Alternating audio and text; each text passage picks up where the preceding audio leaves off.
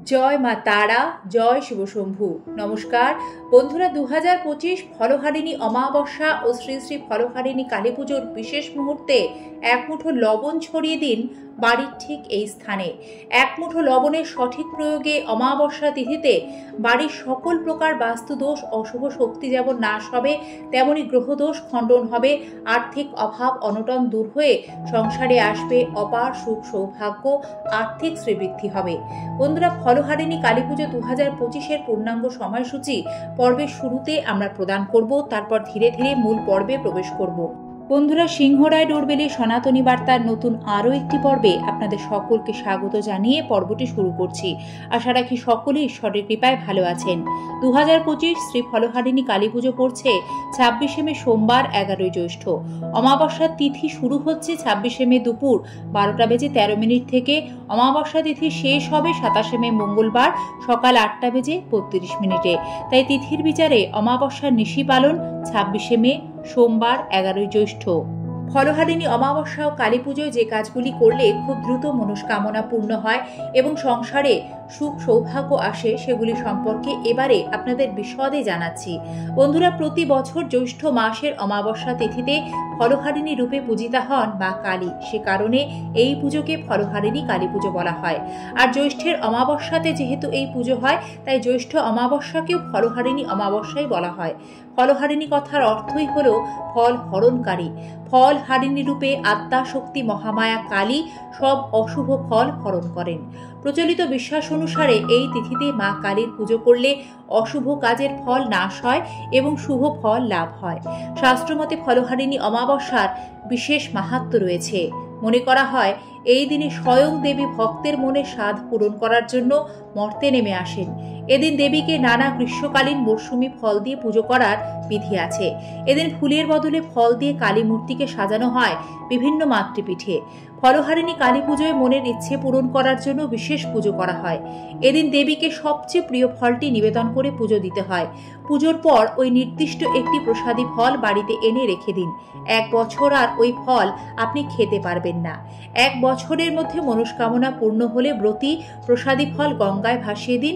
তারপর মা কালীর পুজো করে আবার স্বাভাবিকভাবে ওই ফল খাওয়া যাবে। এবারে জানবেন অমাবস্যা তিথিতে লবণের টোটকাগুলি সম্পর্কে। রাহু কেতু শনির অশুভ প্রভাব দূর করে গৃহ শান্তি বজায় রাখে 1 চিমটি নুন বা লবণ। তবে কিভাবে? একজন ব্যক্তির খাবার জন্য যেমন নুন জরুরি, তেমনি জীবনে লবণের ব্যবহার গুরুত্বপূর্ণ বিবেচিত হয়। বাস্তুদোষ দূর করতে লবণ অমাবস্যা তিথিতে সঠিকভাবে প্রয়োগ করলে খুব দ্রুত ভালো ফল লাভ করা যায়। তাই লবণ শুধু খাবারকে সুস্বাদু করে না, এর নেতিবাচক শক্তি দূর করার এক আশ্চর্য ক্ষমতা রয়েছে। বাস্তুশাস্ত্র অনুসারে লবণের সঠিক প্রয়োগে জীবনে আর্থিক সংকট, মানসিক চাপ এবং ক্লান্তি দূর হয়। আপনি নিশ্চয়ই রান্নাঘরে নুনের ব্যবহার করেন। তবে জানেন বন্ধুরা, আপনার রান্নাঘরে লবণ কিন্তু ঘরে সুখ সমৃদ্ধি বাড়াতেও সাহায্য করে। আর এর ভুল ব্যবহারে গৃহে দারিদ্র্য আসে, মা লক্ষ্মী রুষ্ট হন। কারণ জ্যোতিষ ও বাস্তুবিদদের মতে লবণে স্বয়ং মা লক্ষ্মীর বাস। তাই বাস্তুশাস্ত্র অনুসারে আপনি যে পাত্রে নুন ব্যবহার করছেন সেটি কোনো ধাতুর তৈরি যাতে না হয় তা মাথায় রাখতে হবে। বাস্তুমতে স্টিল ও লোহার পাত্রে কখনো লবণ রাখতে নেই, কাচের পাত্রে লবণ রাখতে হয়। এতে করে ঘরে সুখ শান্তি, আর্থিক সমৃদ্ধি বজায় থাকে। বাড়িতে কখনো অর্থের অভাব হয় না। সংসারে আর্থিক অভাব অনটন দূর করে অর্থের প্রবাহ বজায় রাখতে একটি কাঁচের গ্লাস নিয়ে এই অমাবস্যায় তাতে জল ও লবণ মিশিয়ে আপনার ঘরের দক্ষিণ পূর্ব কোণে রাখুন। গ্লাসটির পেছনে একটি লাল রঙের বাল্ব জ্বালিয়ে রাখার ব্যবস্থা করুন। যখনই ওই লবণ জল শুকিয়ে যাবে, সেই গ্লাসটি আবার পরিষ্কার করুন। তাতে একইভাবে লবণ যোগ করার পর জল দিয়ে পূর্ণ করুন।